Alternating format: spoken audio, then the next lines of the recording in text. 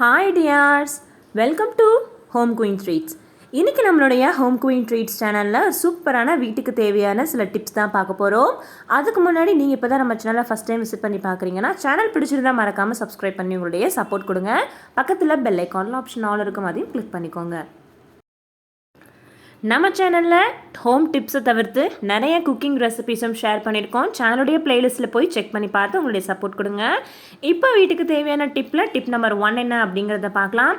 நமக்கு எப்போவுமே இருக்கிறதுல கொஞ்சம் கஷ்டமான ஒரு வேலைனா இந்த வாட்டர் பாட்டிலை நல்லா நீட்டாக வாஷ் பண்ணுறது தான். இந்த மாதிரி கொஞ்சம் லென்த்தியாக இருக்கிற வாட்டர் பாட்டில்லாம் பார்த்தீங்கன்னா வெளியில் நம்ம ஸ்க்ரப் வச்சு நல்லா வாஷ் பண்ணாலும் உள்ளுக்குள்ளார குறிப்பாக பாட்டம் சைடில் நம்ம நாளுக்கு நாள் தண்ணி யூஸ் பண்ண நமக்கு உள்ளுக்குள்ளே வழவழப்பாக இருக்க ஆரம்பிக்கும். அதை எப்படி தேய்ச்சாலும் போகாது. ஸோ இப்போ நான் ஒரு அரை கைப்பிடி அளவுக்கு கொஞ்சமாக அரிசி எடுத்துக்கிறேன். எந்த அரிசி வேணாலும் இருக்கலாம். இந்த அரிசி கூடயே நான் இன்றைக்கி இன்னொரு பொருளும் சேர்க்க போகிறேன். இது நீங்கள் உள்ளுக்குள்ளே சேர்க்கும் போதே இந்த அரிசி நல்ல ஒரு ஸ்க்ரப்பராக நமக்கு யூஸ் ஆகும். ஸோ நமக்கு வாட்டர் பாட்டிலில் தண்ணி யூஸ் பண்ணிகிட்டே இருக்கும்போது ஸ்மெல்லும் வர ஆரம்பிக்கும். எனக்கு அடியில் வழவழப்பாக ஒரு மாதிரி இருக்கும். அதெல்லாம் போகணும்னா கொஞ்சமாக அரிசியும் அதே அளவுக்கு கல்லுப்பும் சேர்த்துக்கலாம். சேர்த்துட்டு அதுக்கப்புறம் இது கூட உங்கள் வீட்டில் பேக்கிங் சோடா இருந்துச்சுன்னா ஒரு 1/4 டீஸ்பூன் சேர்த்துக்கோங்க. இது ஆப்ஷனல் தான். அப்படி இல்லைன்னா ஒரு அரை லெமன் அப்படியே ஜூஸ் ஒரு ஸ்பூன் சேர்த்துக்கலாம். சேர்த்துட்டு கொஞ்சமாக தண்ணி சேர்த்துட்டு அந்த அரிசி ஊறுறதுக்கு உள்ளார உடனே நம்ம என்ன பண்ணணும்னா நல்லா இந்த வாட்டர் பாட்டிலை குலுக்கிடணும். நல்லா ஒரு 2லேருந்து 3 நிமிஷம் வரைக்கும் குலுக்கி எடுத்துகிட்டு அதுக்கப்புறம் கீழே ஊற்றிட்டு நம்ம வாஷ் பண்ணிக்கலாம். வெளியில் நார்மலாக சோப்பு போட்டு ஸ்க்ரப் போட்டே நம்ம வாஷ் பண்ணிடலாம். இந்த மாதிரி கல்லுப்பு, அரிசி, பேக்கிங் சோடா போட்டு நல்லா குலுக்கும்போது அடியில் இருக்கிற ஜெர்ம்ஸ், வழவழப்பை எல்லாமே போயிடுது. வாட்டர் பாட்டிலுமே நமக்கு ஸ்மெல் எல்லா ஸ்மெல்லும் போயிட்டு நல்லாவே நமக்கு வாஷ் ஆகி பளிச்சுன்னு இருக்கும். ஸோ இந்த மாதிரி நீங்கள் பிளாஸ்டிக்குன்னும் போது பச்சை தண்ணி யூஸ் பண்ணிக்கலாம். ஒருவேளை நீங்கள் சில்வர் ஃப்ளாஸ்க்கு, சில்வரில் சம்மந்தமான வாட்டர் பாட்டிலாம் வாஷ் பண்ணுறீங்கன்னா நல்லா கொதிக்கிற தண்ணி வச்சு கூட நீங்கள் என்ன பண்ணலாம், ஊற்றிட்டு நல்லா குலுக்கி எடுத்து வாஷ் பண்ணிக்கலாம். ஸோ பிளாஸ்டிக்ன்றதுனால நான் எனக்கு நார்மல் பைப் வாட்டரை யூஸ் பண்ணிக்கிட்டேன். ஸோ இப்போ பாருங்கள் உள்ளுக்குள்ளார நல்லா பளிச்சுன்னு இருக்கும். இந்த மாதிரி பண்ணும்போது அரிசி சைஸ் சின்னதாக இருக்கிறதுனால நம்ம கொஞ்சம் ஒரு அரை கைப்பிடி அரிசி போடும்போது எல்லா அரிசியுமே எல்லா இடத்துலையுமே ஸ்க்ரப் மாதிரி நமக்கு யூஸ் ஆகும். அலாங் வித் அந்த கல்லுப்போட இப்படி வரும்பொழுது நமக்கு என்ன ஆகுதுன்னா நல்லா பளிச்சுன்னு எல்லாமே க்ளீன் ஆகிடுது. ஸோ இந்த முறை கண்டிப்பாக ட்ரை பண்ணுங்கள். உங்களுக்கு ரொம்பவே யூஸ்ஃபுல்லாக இருக்க நம்புறேன். இந்த டிப் பிடிச்சிருந்தா வீடியோக்கு ஒரு லைக் கொடுங்க. நெக்ஸ்ட் டிப் நம்பர் 2 என்ன அப்படிங்கிறத பார்க்கலாம். இது நான் யூஸ் பண்ணுற ஒரு விஷயம் உங்கள் கூட ஷேர் பண்ணிக்கிறேன். மேபி இது உங்களுக்கு ஒரு நல்ல ஐடியாவாக இருக்கும். ஸோ நம்மளுடைய பெட்டை நம்ம எப்போவுமே மெயின்டைன் பண்ணிக்கிட்டே இருப்போம். ஏன்னா பெட்லாம் பார்த்திங்கன்னா வருஷத்துக்கு நம்ம யூஸ் பண்ணுற ஒரு பொருள்.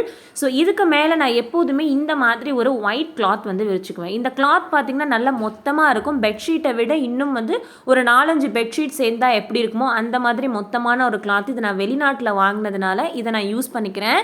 ஏன்னா பெட்டுக்கு மேலே இந்த மாதிரி இதை நான் விரித்து விட்டுட்டேன். அதுக்கு மேலே பெட்ஷீட் போட்டுக்கிட்டோன்னா நம்ம பெட் பார்த்திங்கன்னா அவ்வளோ சீக்கிரம் என்ன ஆகாது, வீணாகாது. குறிப்பாக குழந்தைங்கள்லாம் பெட்டில் இருக்கும் பொழுது அவங்க யூரின் பாஸ் பண்ணாலும் சரி எல்லாமே நமக்கு இந்த ஒயிட் இந்த பெரிய மொத்தமான பெட்ஷீட்லேயே இருக்கும். ஸோ நம்ம பெட்டு சேஃபாக இருக்கும். இதை ஒரு 10 டேஸ்க்கு ஒன்ஸ் இல்லை 1 மந்த்துக்கு ஒன்ஸ் கூட எடுத்து வாஷிங் மிஷினில் போட்டு வாஷ் பண்ணிவிட்டு எடுத்து நம்ம காய போட்டுடலாம். இந்த மாதிரி காய போட்டுட்டு அதுக்கப்புறம் நம்ம யூஸ் பண்ணுறோம் அப்படின்னா நம்மளுடைய பெட்டு நமக்கு எப்போவுமே எப்படி இருக்கும்னா ரொம்ப நாளைக்கு நீட்டாக இருக்கும். அதிகமாக மண்ணும் பெட்டில் படியாது. ஸோ இந்த மொத்தமான கிளாத் இருக்கிறதுனால நமக்கு ரொம்ப யூஸ்ஃபுல்லாக இருக்கும். ஸோ இந்த கண்டிப்பாக நீங்களும் ட்ரை பண்ணி பாருங்கள். சப்போஸ் இந்த கிளாத் இல்லைனா நீங்கள் வெளியில் கூட வேறு லேயர் கிளாத் வாங்கி யூஸ் பண்ணிக்கோங்க. நெக்ஸ்ட் டிப் நம்பர் 3 என்ன அப்படிங்கிறத பார்க்கலாம். ஆல்ரெடி இந்த டிப் நான் ஒரு ஷார்ட்ஸில் போட்டிருந்தேன். பட் எத்தனை பேர் அதை பார்த்துருக்கீங்கன்னு எனக்கு தெரியல. ஸோ பொதுவாகவே கிளாத் ஃபோல்டிங் மெத்தட் நிறையா இருக்குது. அதில் கண்டிப்பாக ஒரு செப்பரேட் வீடியோவாக போடுறேன். ஸோ இப்போதைக்கு நான் இந்த டிஷர்ட்டை மட்டும் எப்படி மடிக்கணும் அப்படிங்கிறத உங்களுக்கு சொல்லிக் கொடுக்குறேன். ஏன்னா நமக்கு அதிகமாக நமக்கு ஷெல்ஃபில் வைக்கிறதுக்கு இடம் இருக்காது. எல்லார் வீட்லேயுமே நிறைய துணி கயமையான ரொம்ப களைஞ்சி போன மாதிரி இருக்கும். ஸோ ஷெல்ஃபில் நமக்கு இடமும் இருக்கணும், அதே சமயம் அதிகமான துணியை வைக்கணும். அப்படின்னா இந்த டிஷர்ட்டை நான் உங்களுக்கு மடித்து காட்டுறேன். இது ஃபுல் ஹேண்டு டிஷர்ட்டு. இதை விரித்து போட்டு அடியில் மட்டும் இந்த அளவுக்கு நான் மடித்து வச்சுருக்கேன்.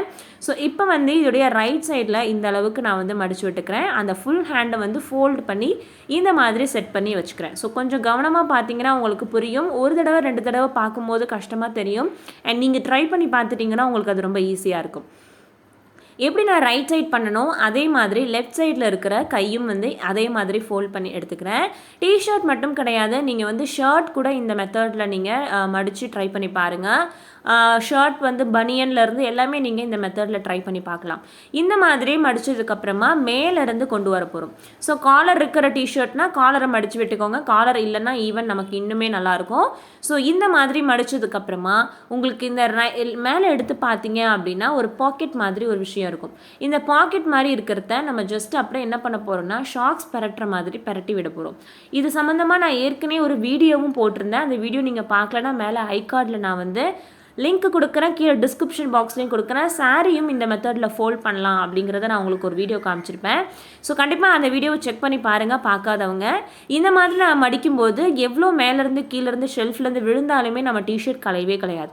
நம்ம ஏதாவது ஒரு டிஷர்ட் எடுக்கிறோம் அப்படின்னா எல்லா டிஷர்ட்டும் சரிஞ்சு விழுந்தால் எல்லாத்தையும் நம்ம திரும்பி மடித்து வைக்கிற மாதிரி இருக்கும். இந்த மாதிரி நம்ம மடிச்சிட்டோம் அப்படின்னா எவ்வளோ கீழே விழுந்தாலும் கலையாது. அண்ட் எடுக்கிறதும் ஓப்பன் பண்ணி விரிச்சு யூஸ் பண்ணுறதுமே ரொம்ப ஈஸி தான். அந்த ஃபோல்ட் பண்ணியிருக்கிறத லேஸாக எடுத்து விட்டோனாலே நமக்கு டிஷர்ட் என்ன ஆகிடுது, ஃபுல்லாகவே நம்ம விரிச்சு எடுத்துடலாம். நெக்ஸ்ட் டிப் நம்பர் 4 என்ன அப்படிங்கிறத பார்க்கலாம். பொதுவாகவே எல்லாரும் ஃபேஸ் பண்ணக்கூடிய ஒரு ப்ராப்ளம், சார்ஜ் போடும்பொழுது பக்கத்தில் எதுவுமே ஷெல்ஃப் இல்லாமல் வெறும்னே சுவராக இருந்துச்சுன்னா செல்ஃபோனை வைக்கிறது ரொம்பவே கஷ்டமாக இருக்கும். நிறைய பேர் என்ன பண்ணுவாங்கன்னா சார்ஜ் போட்டு அந்த ஹெட்டு மேலேயே செல்ஃபோனை வச்சுட்டு போயிடுவாங்க. அது கீழே விழுறதுக்கு நிறைய வாய்ப்பு இருக்குது. இந்த மாதிரி கைப்பிடி இருக்கிற ஏதாவது ஒரு ஹேண்ட்பேக் சின்னதாக இருந்தாலும் சரி பெருசாக இருந்தாலும் சரி எடுத்துகிட்டு அதை இந்த சார்ஜ் போடுற இடத்துல இந்த மாதிரி மாட்டி விட்டுட்டு அதுக்கப்புறம் அதுக்குள்ளுக்குள்ளார நம்ம செல்ஃபோனை போட்டுக்கலாம். இந்த மாதிரி போடும்பொழுது நமக்கு விழுமான்னு கேட்டால் விழாது. ஏன்னா நம்ம ஃப்ளக் பாயிண்டில் சார்ஜரை சொருவி இருக்கோம், அதுக்கு உள்பக்கம் தான் நமக்கு ஹேண்ட்பேக்குடைய கைப்பிடி இருக்கிறதுனால நம்ம செல்ஃபோனை உள்ளுக்குள்ளார சேஃபாக வச்சுக்கலாம். ஸோ ரொம்பவே வந்து நமக்கு ஈஸியான ஒரு விஷயம். அண்ட் சார்ஜ் போடுறதுக்கு எப்போவுமே நமக்கு இது ரொம்ப ஹெல்ப்ஃபுல்லாக இருக்கும். ஸோ இந்த டிப்ஸ் எல்லாம் உங்களுக்கு கண்டிப்பாக பிடிச்சிருக்கும். வீடியோ பிடிச்சிருக்குன்னா கண்டிப்பாக கமெண்ட் செக்ஷனில் தெரியப்படுத்துங்க. இந்த வீடியோக்கு ஒரு லைக் கொடுத்துட்டு உங்கள் ஃப்ரெண்ட்ஸ் அண்ட் ஃபேமிலிக்கு வாட்ஸ்அப் ஃபேஸ்புக் மூலிமா ஷேர் பண்ணி கொடுங்க.